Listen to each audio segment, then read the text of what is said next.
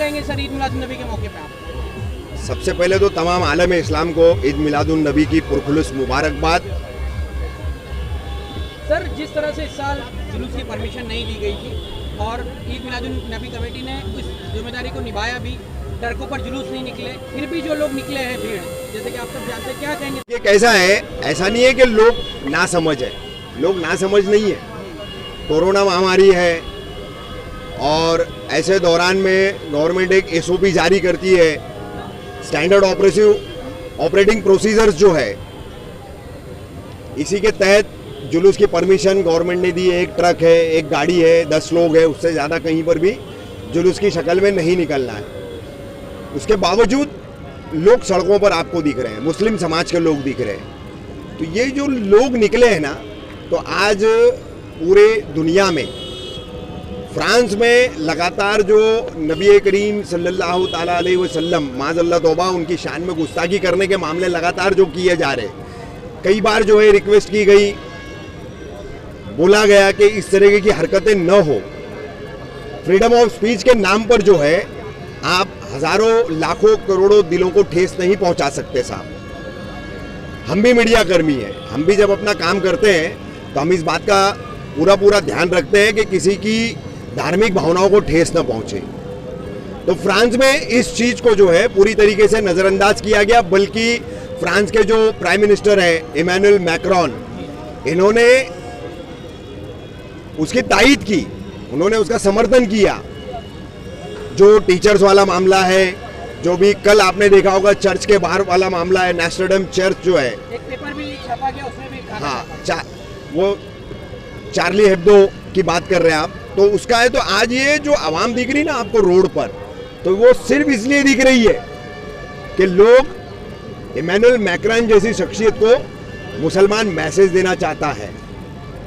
SOP अपनी जगह है, परमिशन अपनी जगह है, इतनी तादाद में मुसलमान आज ईद मिलाद में जो रोड पर आपको दिख रहा है ना, तो वो फ्रांस जैसे मुल्कों को और इमैनुअल मैक्रोन जैसे जो नेता है उनको मैसेज देना चाहता है मुसलमान कि देख लो हमारे नबी करीम सल्लल्लाहु अलैहि वसल्लम की चाहत हमारे रगों में दौड़ते हुए खून की तरह दौड़ रही है और उसको आप रोक नहीं सकते। ये मैसेज देना चाहता है। सर जिस तरह से फ्रीडम स्पीच की बात की आपने कि फ्रीडम ऑफ स्पीच के जरिए सिर्फ एक पर्टिकुलर मजहब को निशाना बनाया जा रहा है, और जैसे कि आप देख सकते हैं कि इन नफरत पसंदों ने एक कानून ऐसा बनवा लिया है, जैसे कि आप जानते हैं कि इसराइल के खिलाफ आप नहीं बोल सकते, सोशल मीडिया पर भी आपको बैन कर दिया जाएगा।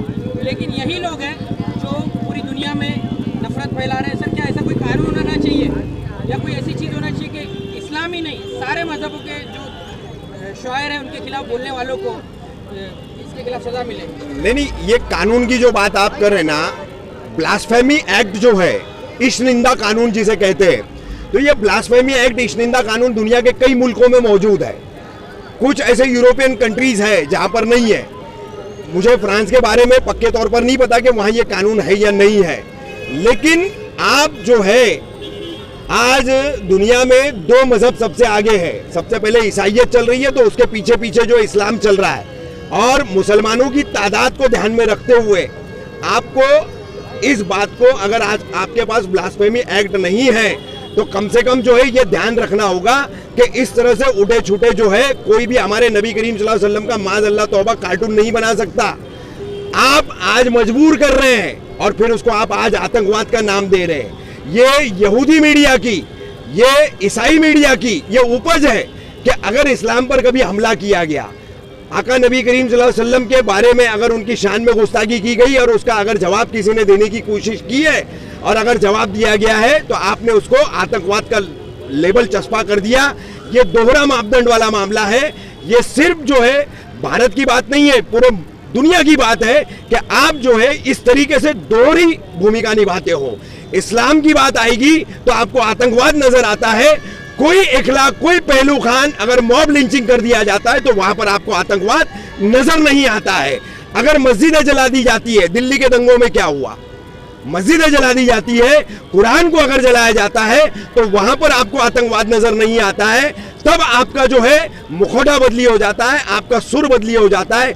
चाहे टीवी पर चिल्लाने वाले एंकर हो, चाहे प्रिंट मीडिया में अपनी खबरें छपवाने वाले रिपोर्टर्स हो और उनके एडिटर्स हो, तो आप ये दोहरा मापदंड कब और कब तक चलाते रहेंगे और कब बंद करेंगे? जिस तरह सर एबीपी न्यूज पे आज बहस चल रही है कि कट्टरता के समर्थन में रैलियां निकल रही है, जबकि जितने भी एहतजाज हुए हैं सब पूरा मन हुए हैं और मुसलमानों ने सिर्फ नहीं, एक मिनट, कट्टरता के समर्थन में रैलियों की आप बात कर रहे हैं। हमने राम जन्मभूमि और बाबरी मस्जिद विवाद में सुप्रीम कोर्ट ने जो फैसला दिया, भारत के मुसलमानों ने उसको एक्सेप्ट किया, उसको कबूला। तो उससे पहले राम मंदिर बनाने के पक्ष में क्या रैलियां नहीं हुई? क्या रैलियां नहीं हुई? दूसरी तरफ ईसाइयत को लेकर के दुनिया भर में पोप के कहने पर, कार्डिनल के कहने पर रैलियां होती है, तो वो कट्टरता नहीं है क्या? सर इस दोहरी मीडिया को कैसे जवाब दिया जाए? हम सोशल मीडिया है, जैसे कि आप जानते हैं कि मेन स्ट्रीम मीडिया बिल्कुल यही बातें फैला रहा है और उनकी बातों को आज एक मखसूस तबका जो है उनके इस्लाम के नज़रिया, इस्लाम के ताल्लुक से उनका नज़रिया नेगेटिव होता जा रहा है। सर कैसे इसका सदेबाब किया जाए? देखिए कैसा है कि अपने अपने तौर पर सभी को जो है अपनी जिम्मेदारी निभानी पड़ेगी। आप 24 घंटा टीवी देख रहे, टीवी आपके सामने जो परोस रहा है वो 100% सच नहीं है। मिसाल के तौर पर आप देख लो, अब सुशांत सिंह राजपूत आत्महत्या का केस था, क्या दिया टीवी एंकरों ने, रिपोर्टर्स ने क्या दिया, किस तरीके का आपके सामने मटेरियल उन्होंने लाया, वो एक मिसाल के तौर पर आप मानिए।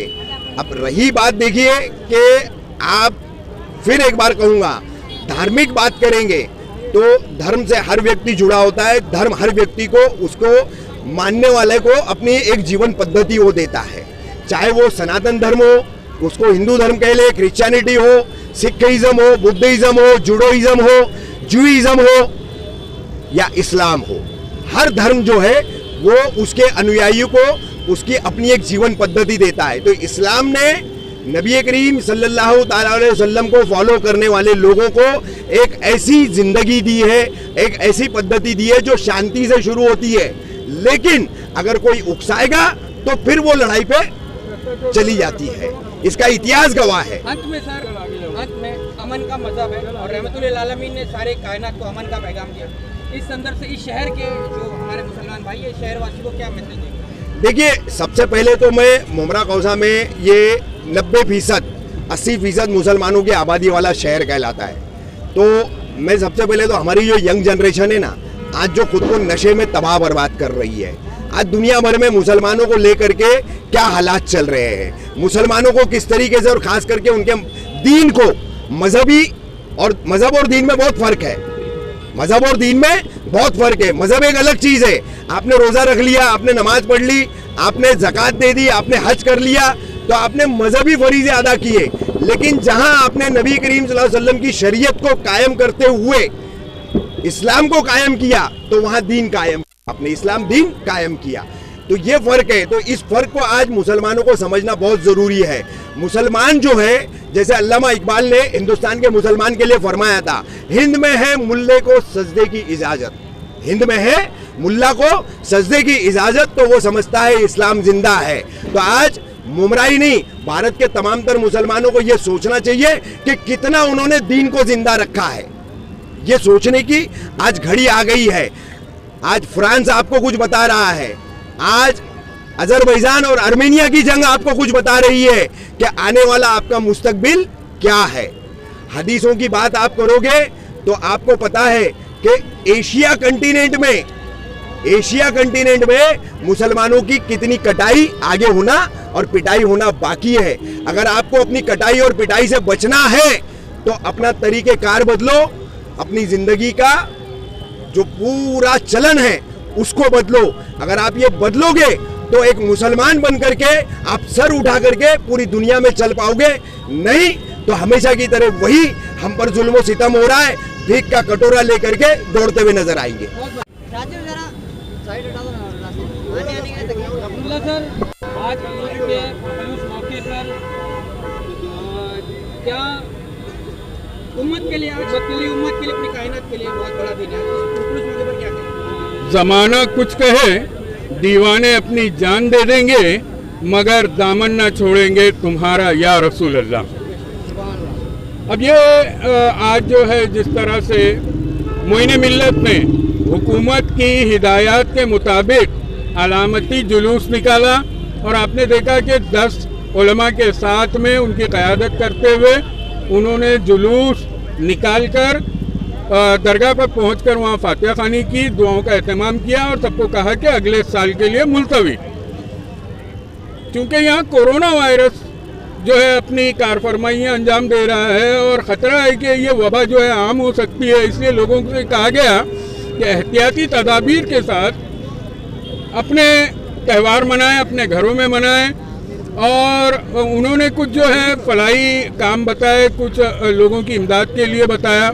बड़ा अच्छा वो जो यानी उन्होंने जिस तरह से जो एक पैराए से लोगों को समझाया। जुलूस मुकम्मल हो गया असर की नमाज तक के, लेकिन मैंने कहा ना कि ज़माना कुछ कहे, दीवाने अपनी जान दे देंगे मगर दामन न छोड़ेंगे तुम्हारा या रसूल अल्लाह।